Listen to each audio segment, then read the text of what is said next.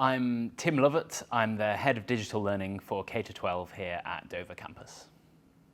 A campus lab is a group of people from around the college with expertise in a particular area coming together to imagine what the future of that area might look like. I was responsible for the Innovation, Digital Learning and Design Technology lab.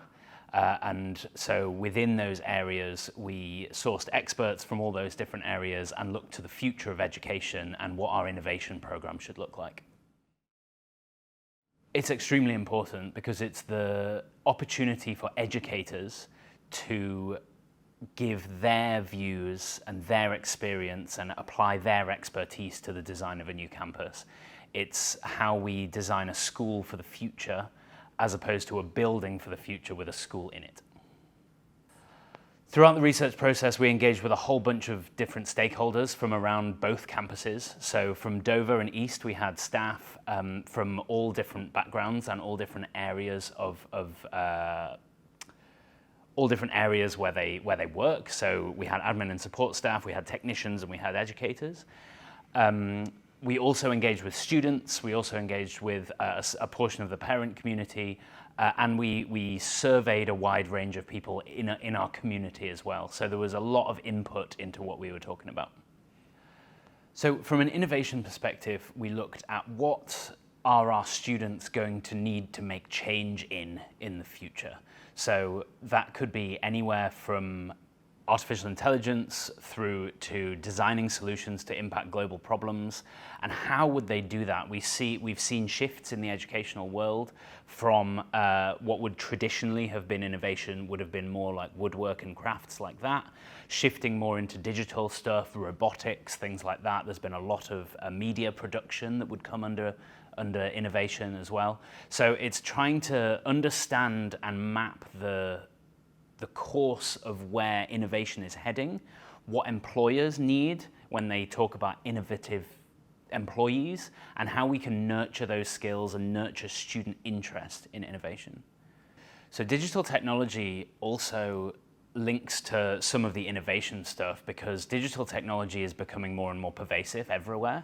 With the recent press that artificial intelligence and generative AI has got, there's loads and loads of scope now for our students to be really, really creative without having a super deep technical understanding of coding. They can use extremely powerful computer systems to make significant change and to do significant things and to create significant products where they wouldn't have been able to in the past. And it's trying to understand what the future of that is going to look like in 20, 30 years and how we can build facilities to enable students to really grasp that opportunity. So design tech is such a broad subject. It can go from anywhere from 3D printing and computer-aided design to food tech to textiles to traditional woodwork and crafts, robotics.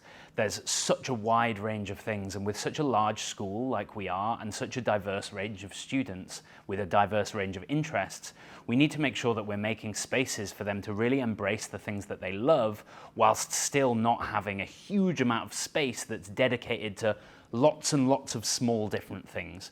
So we have to be really creative and clever with how we use our spaces to make them flexible enough to support a whole bunch of amazing creative pursuits whilst future-proofing it, whilst catering for a broad range of needs. So it's an exciting but quite challenging thing to think about for such a broad subject. There is inspiration everywhere that you look, actually, and some of the inspiration comes from our students' own projects.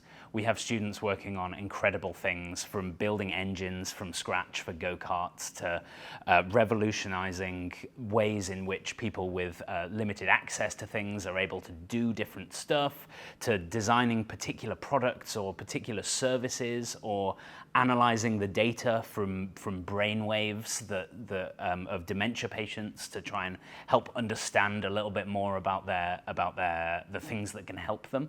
So there's a huge range of inspiration coming from our students and how we can accommodate more and more of those amazing things.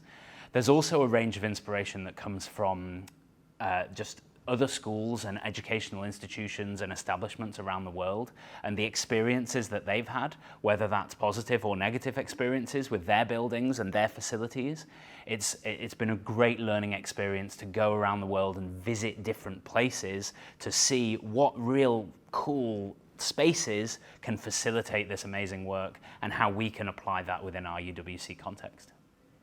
We saw some themes from across the college. So the first theme was about inspiration. So that was about having displays and having exhibitions and having an ability for some of our youngest students to see some of the project work of the older students and think, one day that's going to be me, and get excited about innovation.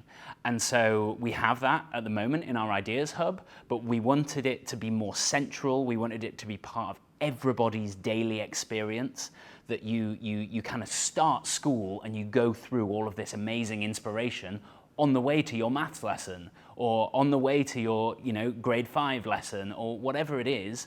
You're being inspired all the time, every day. And so that was a real theme that we wanted to sort of chart the passage of students through the college, marked by inspirational project examples.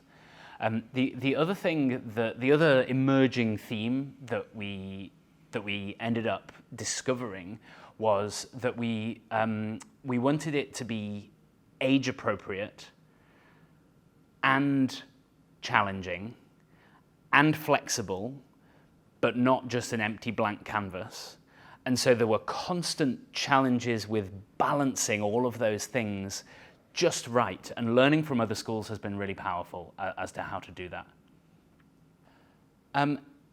It kind of surprised us how our initial ideas evolved and changed, and how when we visited a whole bunch of other schools, really nobody knows what the future would look like. And I know that sounds like a ridiculous thing to be surprised by, but actually you kind of think that people kind of know where things are going, but really no one does. And it's an exciting thing to be a part of, and it's an unknown thing to be a part of, and it's kind of daunting in a way, but it's super empowering because nobody's got it nailed. And we have this amazing opportunity to be the leader in this area and to set this up and allow our students to thrive over the next 50 years. And that in itself was a sort of surprising revelation at the beginning.